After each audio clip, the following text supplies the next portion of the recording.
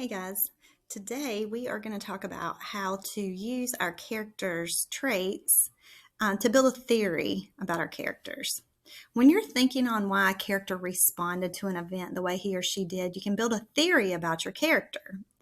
You want to think on the character's actions, the character's inner thinking, their dialogue, what a character does, thinks, and says, and how the character does those things. How the character interacts with others. What kind of friend is this person? Is she a leader or a follower?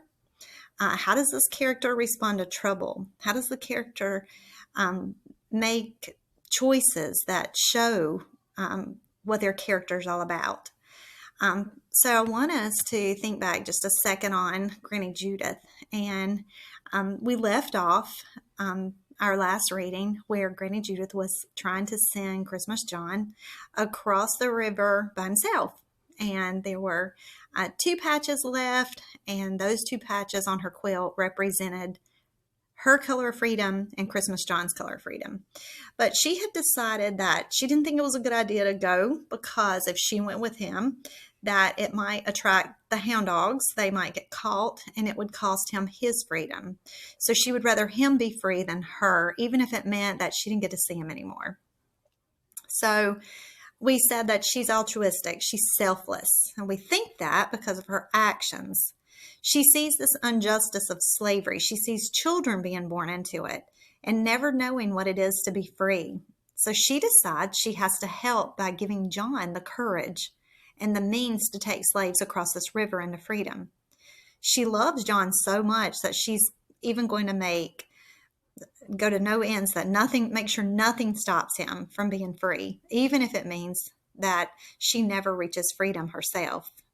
So this thinking helps me to grow a theory about Granny Judith. My theory is that she's the kind of person who helps people when they're in need, even before helping herself. Now, you have to look at text evidence. What textual evidence proves this theory? She's the kind of person who sacrifices her needs for the needs of others because she let everybody get on that boat before herself. She made sure all these other people were free before taking care of herself. She gets John to row these countless people to freedom, and then she sends John out to get himself to freedom before the men and dogs catch him.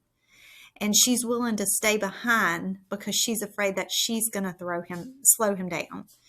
So this textual evidence supports the fact that my theory is that she's the kind of person who helps people when they're in need, even before helping herself.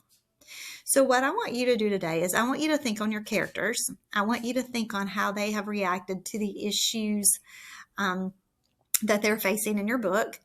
And I want you to decide, choose one or two characters and decide on a theory that you think. So here's what your notebook looks like. Take your book club book and develop theories about your characters that are grounded in evidence from the text.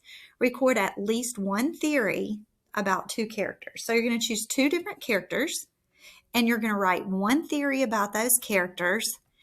And then I want you to provide some textual evidence from your book. So for example, you would say on page 75, it says, then tell me what it says about your character, and that evidence should support your theory. You want to do this about two different characters. So put that information here in this box.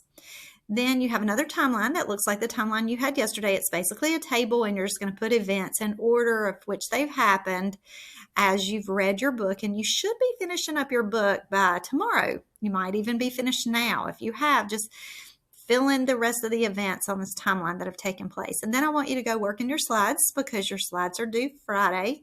So you want to make sure that you have all the information that your slides are asking for because your slides are going to count as a test grade.